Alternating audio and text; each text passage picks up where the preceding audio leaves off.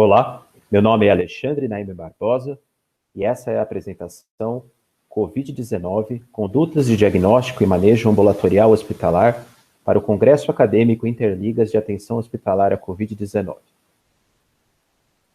Me apresentando, sou professor doutor, chefe do Departamento de Infectologia da Faculdade de Medicina de Botucatu, Unesp, chefe do Serviço de Infectologia do HC-FMB Botucatu, trabalhando no serviço público e privado.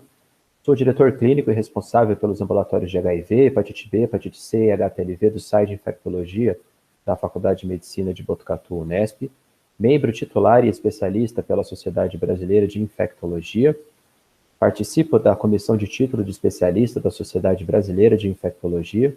Sou médico de referência em genotipagem do HIV pelo Ministério da Saúde e trabalho como coordenador do grupo técnico da Covid-19 no Hospital das Clínicas da Faculdade de Medicina de Botucatu. Não tenho potenciais conflitos de interesse para essa apresentação. Convido a todos a conhecerem o meu projeto de extensão universitária em Saúde, Informação em Saúde, drbarbosa.org, onde essa apresentação, os slides já estão disponíveis.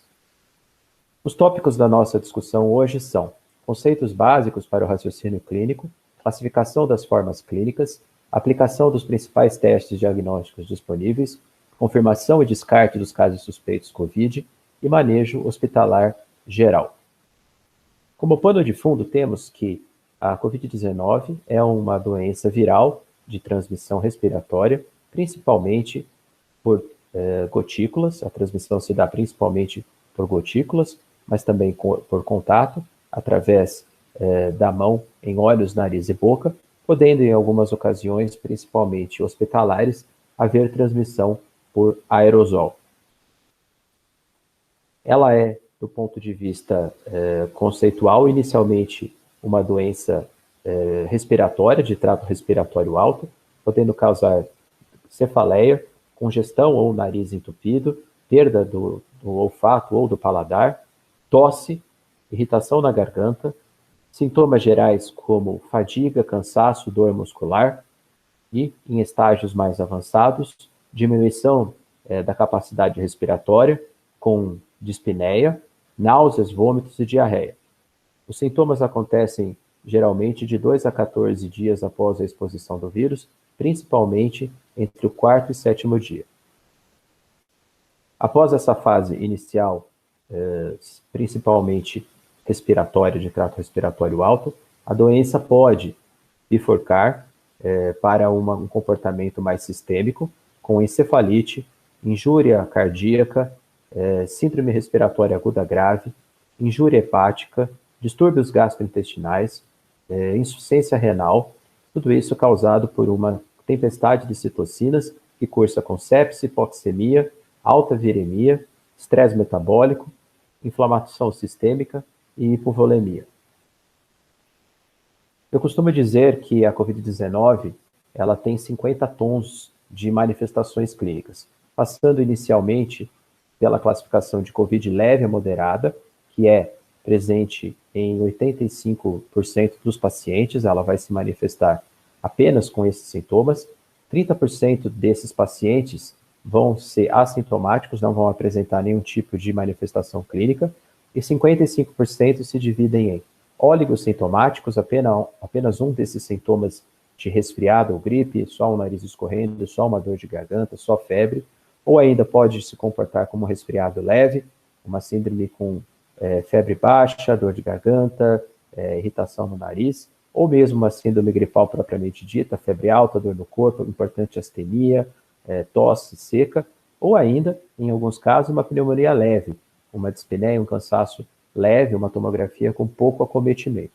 Então, 85% das pessoas vão ter somente esse tipo de sintoma, autolimitado, isso é chamado, então, de COVID leve a moderada.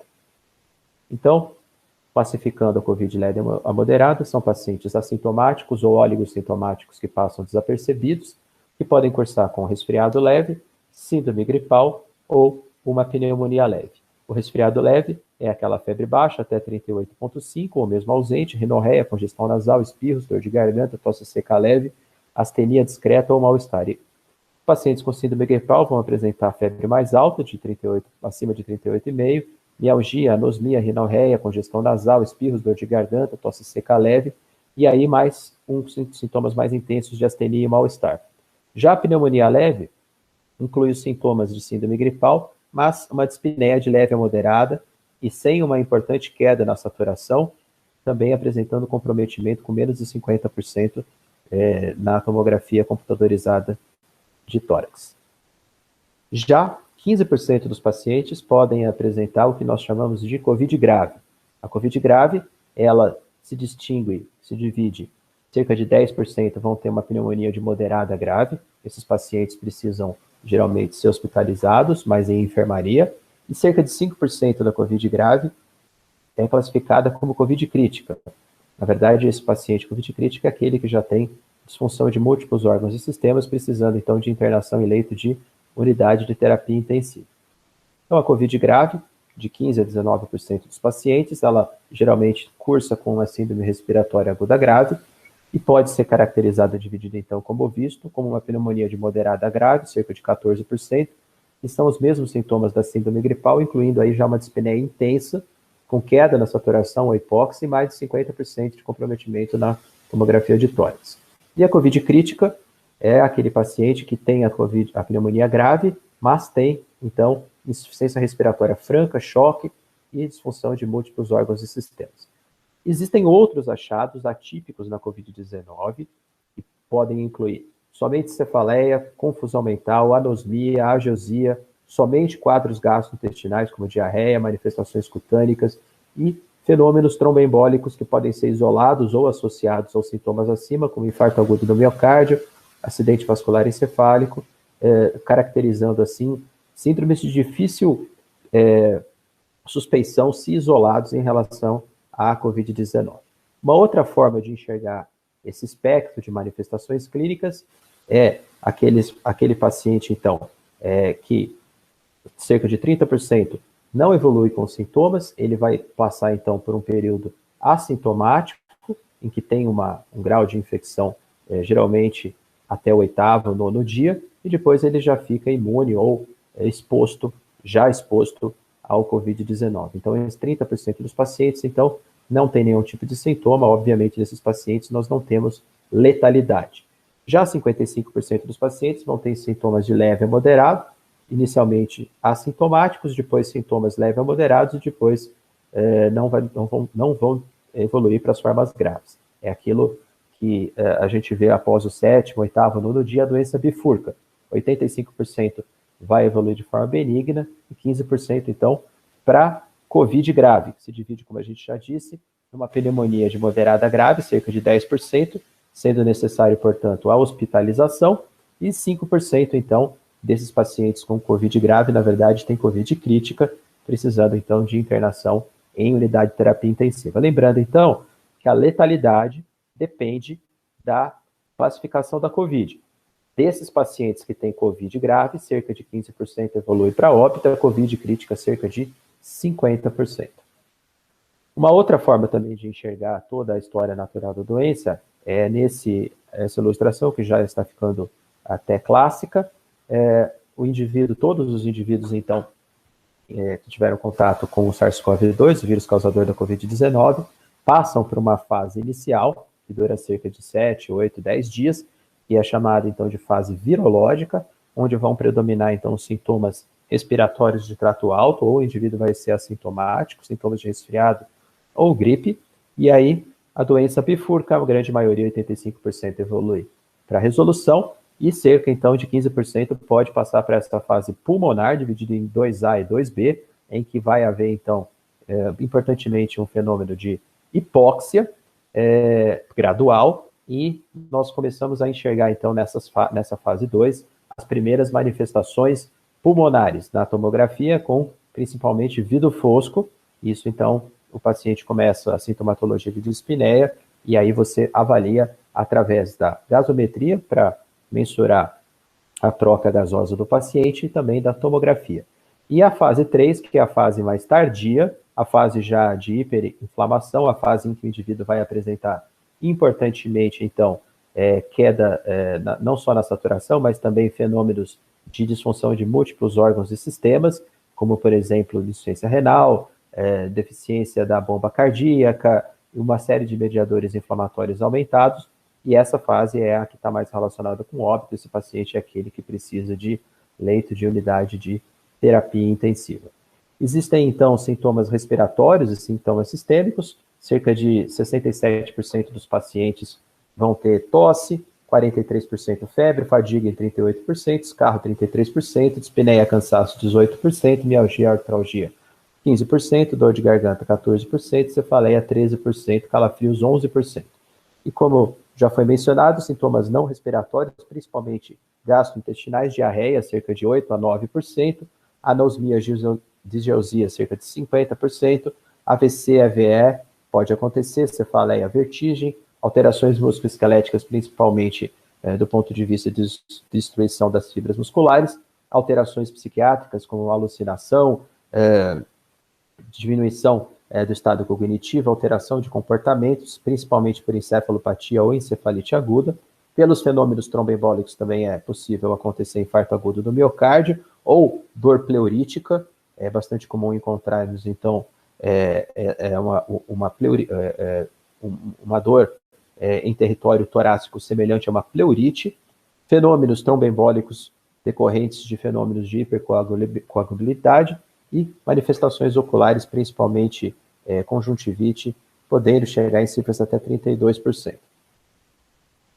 Esse é um reporte feito pelos pacientes hospitalizados no Reino Unido, mostrando aqui em azul sintomas mais comuns, vendo principalmente tosse, febre, dispneia, fadiga, confusão mental, escarro com presença então de catarro, diarreia, náusea, vômito, dores musculares e então essa é a sintomatologia mais comum.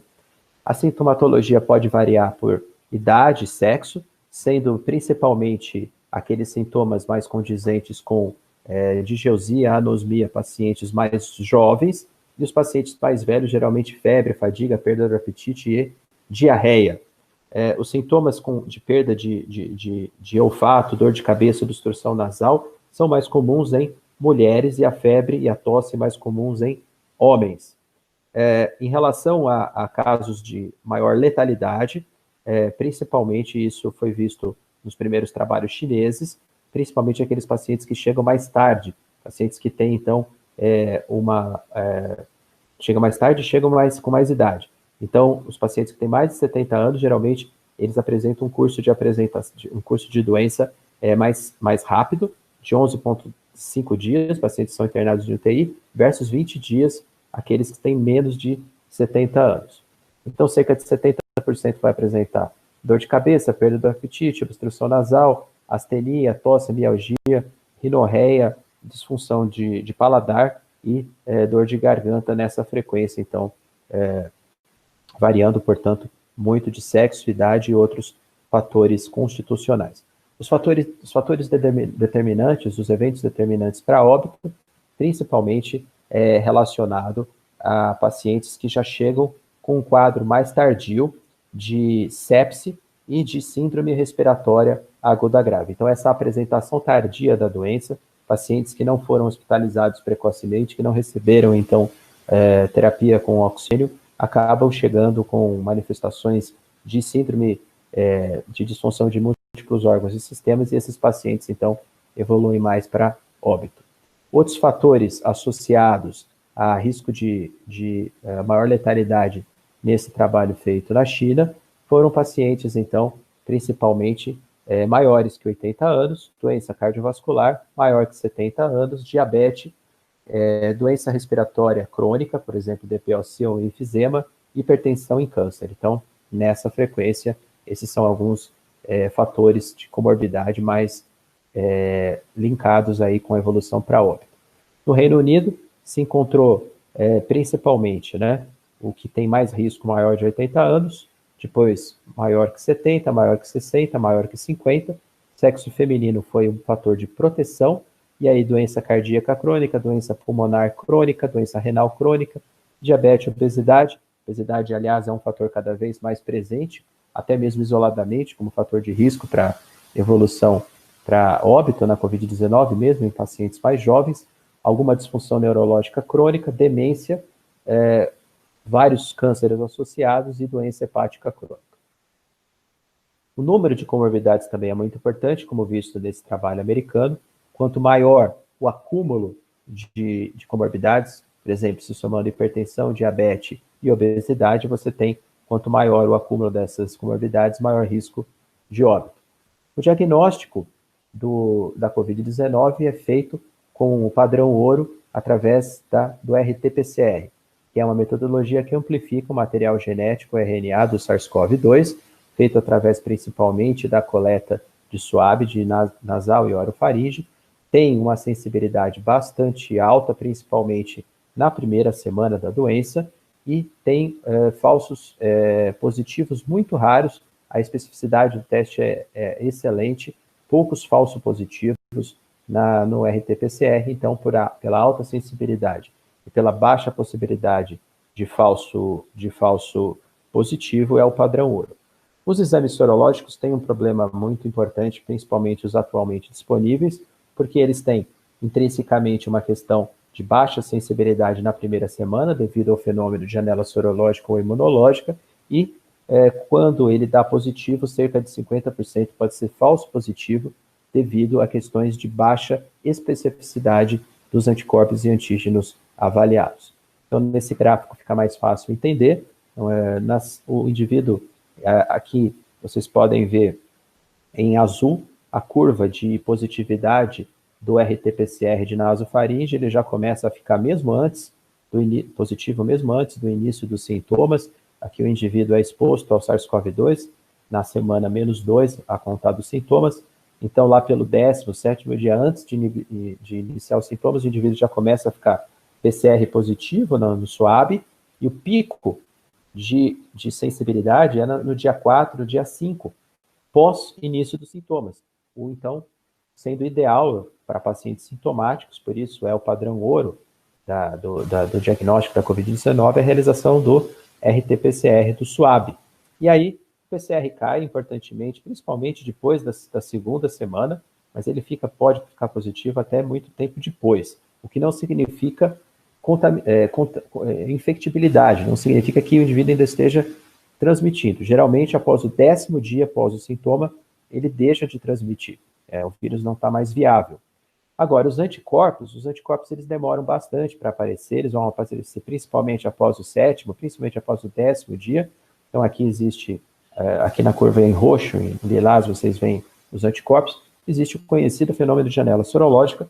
O teste sorológico não deve ser utilizado antes do 7º, 10º dia, talvez depois do 14º dia, não se prestando, portanto, para diagnóstico de pacientes sintomáticos. Lembrando ainda que existe a possibilidade de falso positivo em alta percentual dos testes sorológicos devido à baixa especificidade dos anticorpos analisados, isso pode chegar até 50%. Então, por isso, o RT-PCR COVID, suave nasal de orofaringe, acaba sendo o padrão ouro, por ter, então, uma alta sensibilidade, uma especificidade de virtualmente 100%.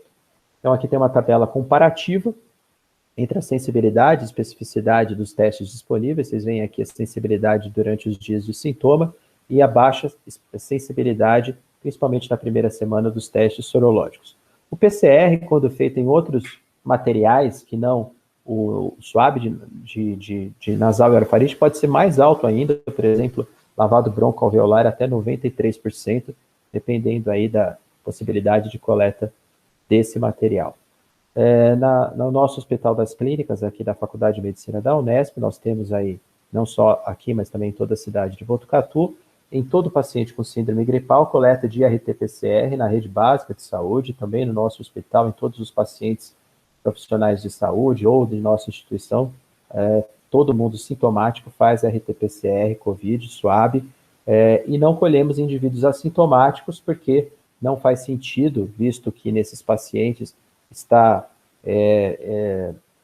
transmissão ela não é tão intensa quanto nos indivíduos sintomáticos, fora que a gente nunca vai saber o momento ideal para a coleta, né, devido a não se saber qual é a curva de positividade do RT-PCR. Então, indivíduos assintomáticos que tenham tido contato com pessoas positivas, eles ficam em quarentena por 14 dias. Já a sorologia, como eu já discutido, tem uma baixa sensibilidade, uma baixa especificidade, então um alto índice de falso negativo e de falso positivo, o que dificulta tanto a interpretação e o uso na prática clínica, que inviabiliza, na verdade, o uso na rotina dos médicos. E as sorologias ficam restritas, portanto, a casos, inquéritos epidemiológicos, em que é possível corrigir esses falsos negativos e falsos positivos por fórmulas matemáticas, e alguns casos muito específicos. Aqui tem uma recomendação, então, do Center for Disease Control and Prevention de Atlanta, dizendo que não é recomendado a avaliação de anticorpos em suspeição clínica da COVID-19, devido a esses limitantes que a gente já discutiu. Existe uma série de anticorpos que podem ser dosados e provavelmente os testes sorológicos que virão no futuro, a partir principalmente do final desse segundo semestre de 2020, nós vamos ter anticorpos mais sensíveis, mais específicos. Nós estamos atualmente lidando com testes de primeira geração e provavelmente no futuro testes que podem ser utilizados com mais assertividade. Mas o problema da janela sorológica é intrínseca dessa metodologia e nós não vamos conseguir vencer pelo menos esses 7 dias iniciais aí em relação ao diagnóstico por sorologia. Provavelmente vai ficar o diagnóstico por biologia molecular presente ainda para pacientes que têm sintoma até o 10º dia.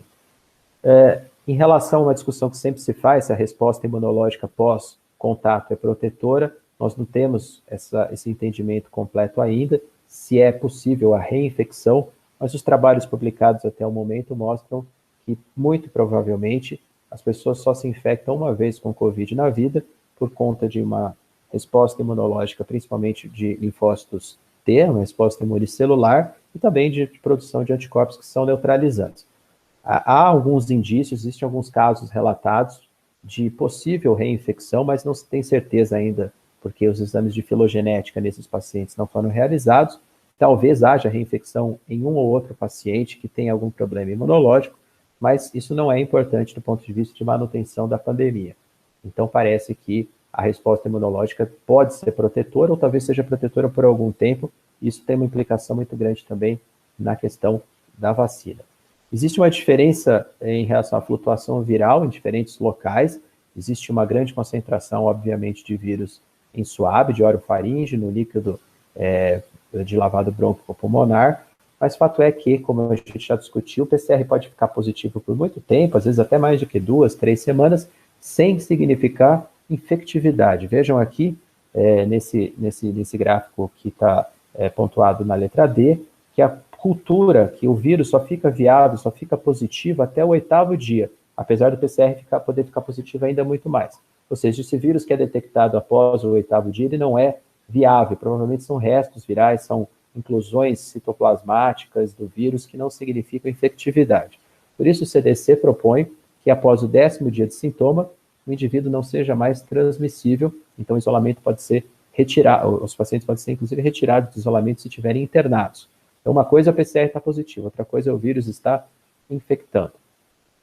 Então, esse é o nosso fluxograma, né, de suspeição e para confirmação e descarte. Então, os indivíduos que têm alta suspeição, se não forem alta suspeição, significa ter uma clínica compatível.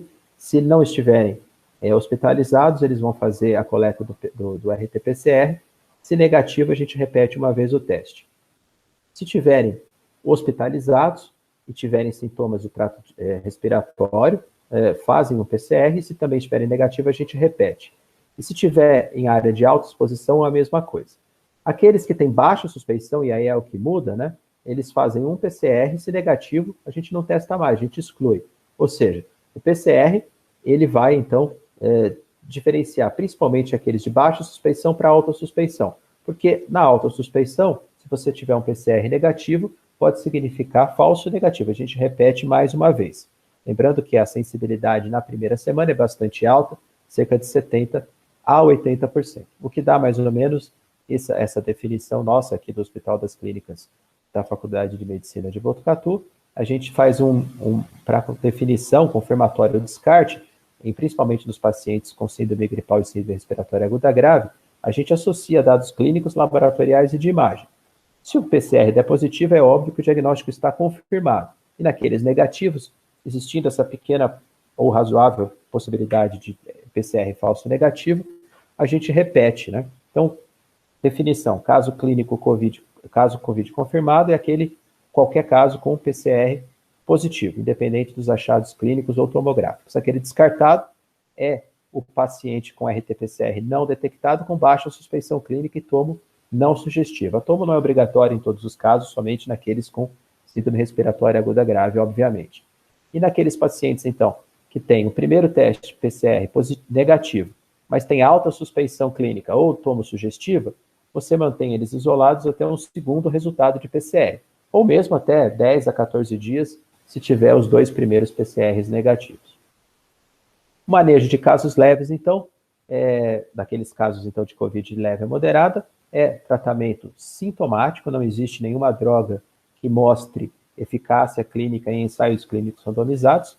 Então, esses pacientes recebem, então, depois da testagem, obviamente, e positividade, medicação sintomática, e eles vão, então, ser educados para sinais de alerta, principalmente dispneia. Nesses casos, eles procuram atendimento hospitalar para uma avaliação clínica, gasometria, para ver a questão da troca de gases, e também tomografia. Então, esses pacientes são manejados, na sua grande maioria, ambulatorialmente. Esses são guidelines da Organização Mundial de Saúde e do National Institute of Health americano, e que também são seguidos aqui.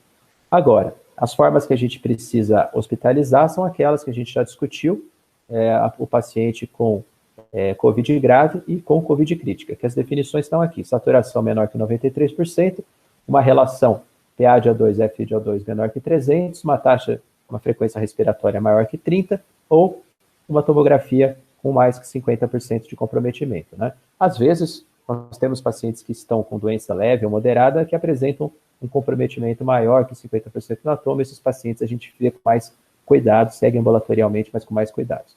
E aqueles que já têm ciência respiratória aguda franca, choque séptico ou disfunção de múltiplos órgãos e sistemas, esses pacientes, lógico, são manejados em leitos de unidade de terapia intensiva.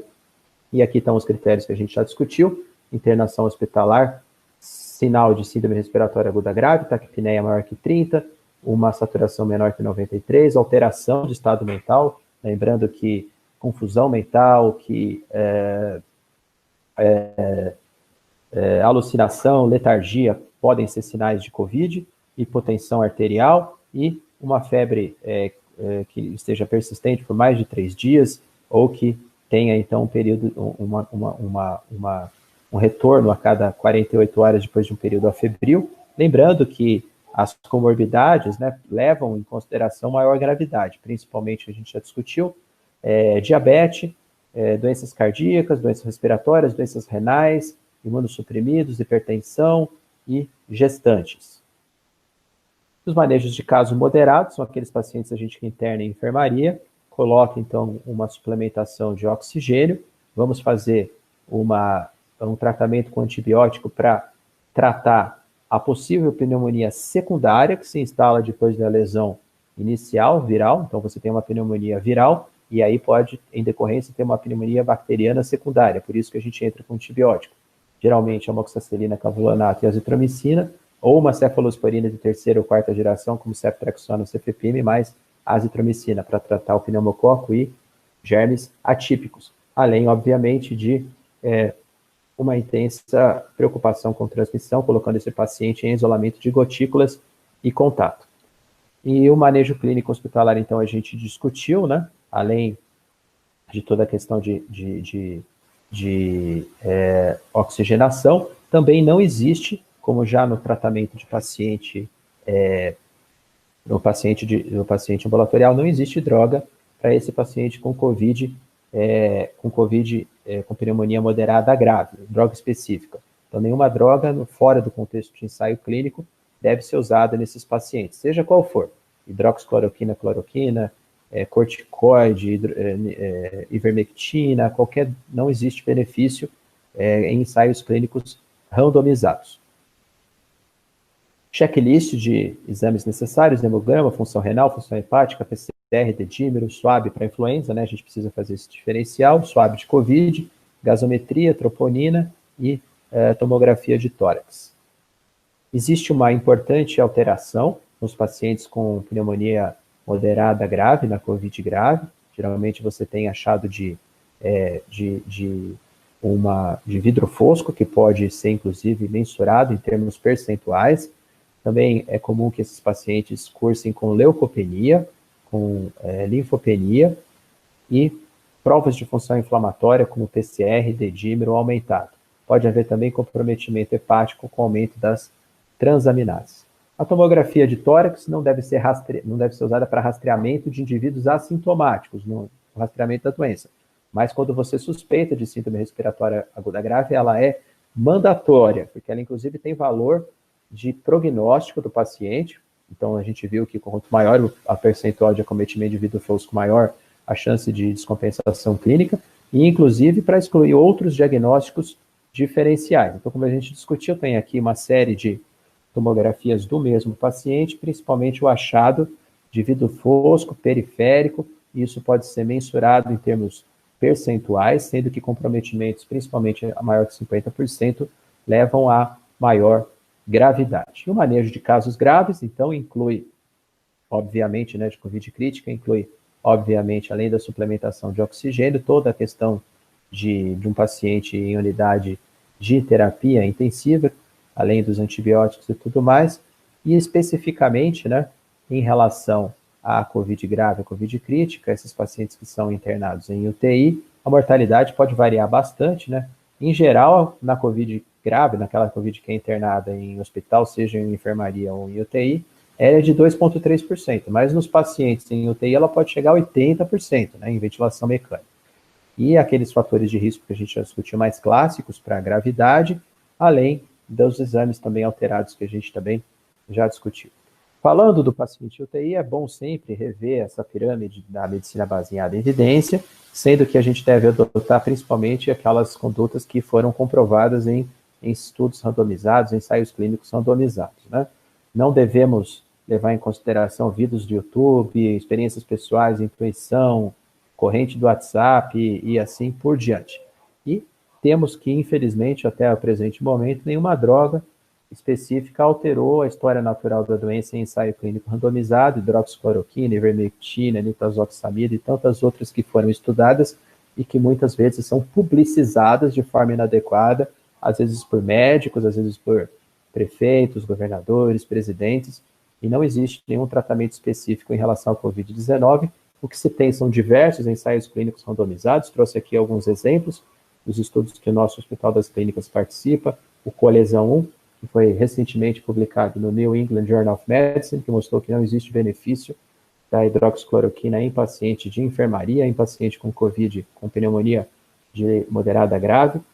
O COVID-2, que está para ser publicado agora, essa semana ou na semana que vem, que é um estudo que também avaliou hidroxicloroquina mais no paciente em UTI.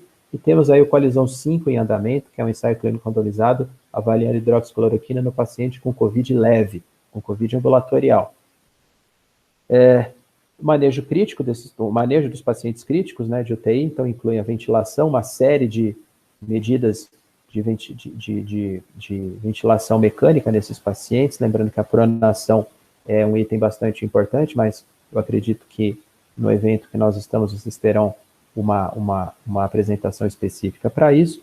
E nos pacientes críticos, o único ensaio clínico randomizado de peso que mostrou benefício, que é adotado dos mais diferentes guidelines, é o uso da dexametasona, estudo publicado, então, pelo grupo da Recovery, da Universidade de Oxford, mostrando que em paciente com ventilação mecânica, o uso da dexametasona protegia em cerca de 1/3 os pacientes em relação à mortalidade. A dexametasona, em paciente que precisa de ventilação mecânica, tem, então, indicação por resultados positivos em ensaios clínicos randomizados. A dose da dexametasona é 6 mg por dia, durante 10 dias, nesses pacientes, então, em ventilação mecânica com Covid-19.